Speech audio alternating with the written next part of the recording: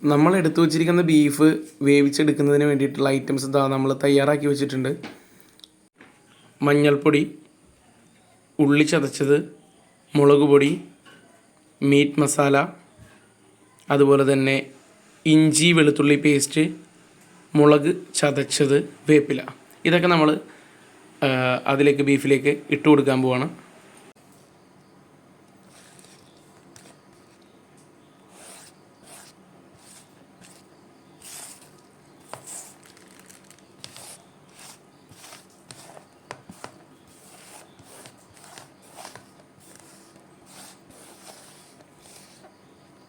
ഇതുകൂടാതെ കുറച്ച് ഉപ്പ് കൂടെ നമ്മൾ ഇതിനകത്ത് ആഡ് ചെയ്ത് കൊടുക്കണം.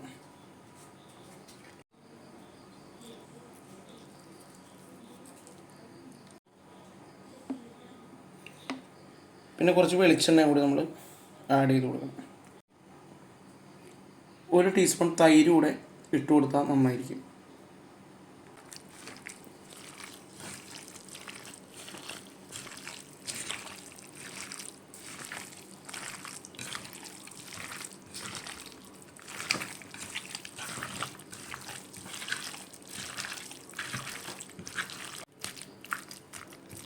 ഇതെല്ലാം കൂടെ നല്ലപോലെ മിക്സ് ചെയ്തിട്ട് ഒരു അരമണിക്കൂർ ഈ മസാലയും അരപ്പൊക്കെ ഒന്ന് പിടിക്കാൻ വേണ്ടിയിട്ട് ഇതൊന്ന് മാറ്റി വെക്കുക.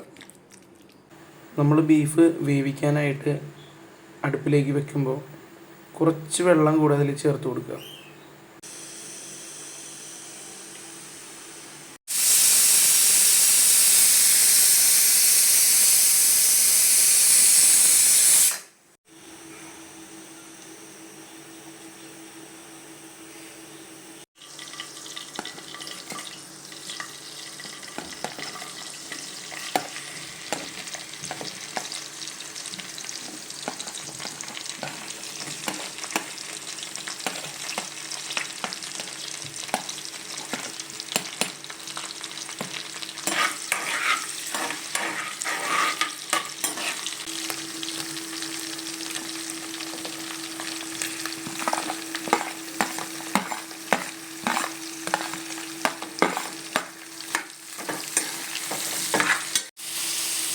ഇതിലേക്ക് നമ്മൾ ആവശ്യത്തിനുള്ള ഉപ്പ് ആഡ് ചെയ്ത് കൊടുക്കണം.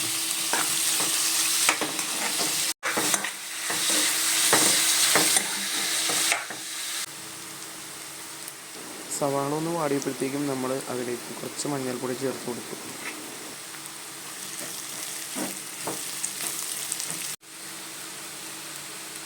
കുറച്ച് മല്ലിപ്പൊടി, കുറച്ച് മുളക് പൊടി ആവശ്യത്തിന്. അങ്ങനെ നന്നായിട്ട് ഇളക്കി കൊടുക്കുക.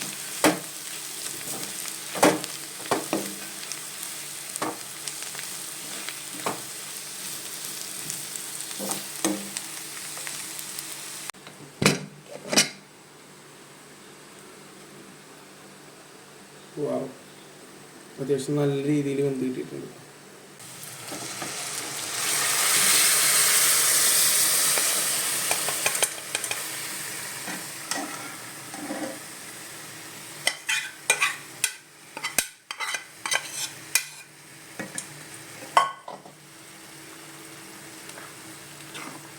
വാവ്,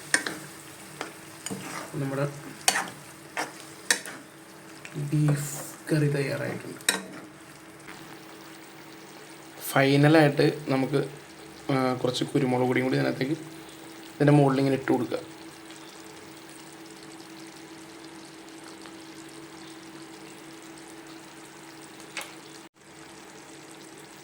എന്നിട്ട് ഒന്നുകൂടെ നന്നായിട്ടൊന്ന് മിക്സ് ചെയ്ത് കഴിഞ്ഞ് കഴിഞ്ഞാൽ നമ്മളുടെ